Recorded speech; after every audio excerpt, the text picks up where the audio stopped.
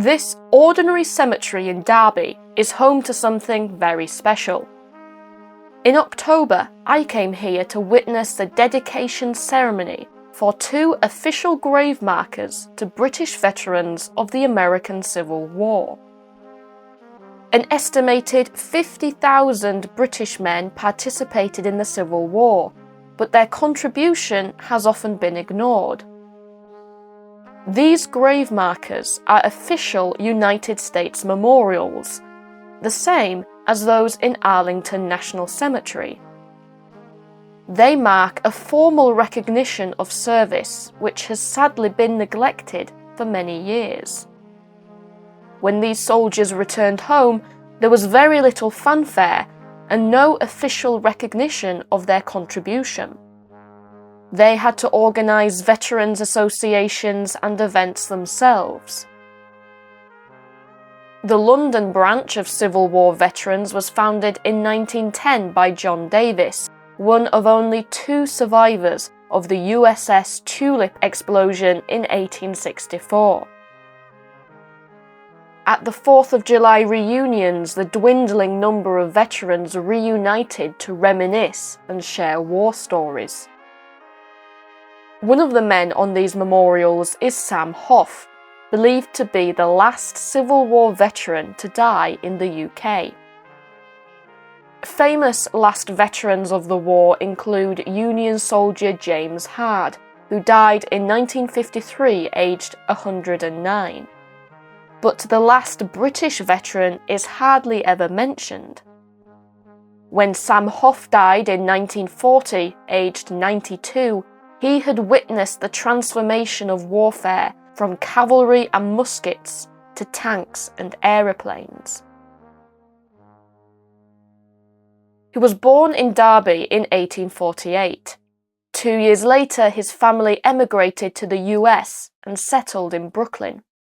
In 1864, aged 16, he enlisted in the 2nd New Jersey Cavalry.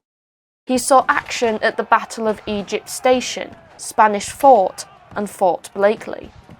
When Mobile, Alabama was captured in April 1865, the end of the war was only weeks away, and Sam was still only 17 years old. In 1872, he returned to England. In 1916, he joined the ranks of the London branch of American Civil War veterans, becoming their 124th member. There he met his good friend Henry McInness, whose memorial was also dedicated. McInness was born in London in 1839. He left for New York at 18 years old in 1857. When war broke out in April 1861, he enlisted in the 65th New York Infantry.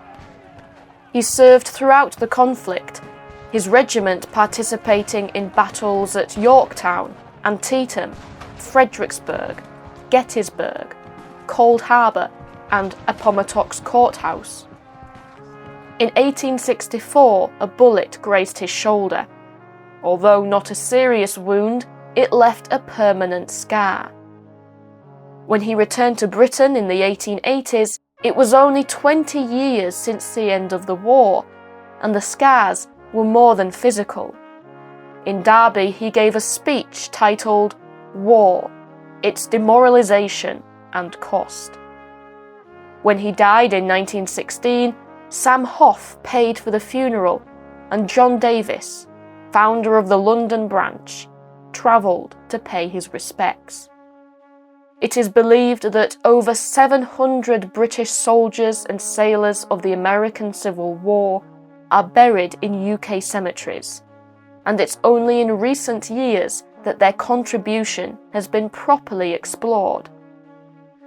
I was proud to be able to witness this ceremony and be able to share with you this unique part of British and American history.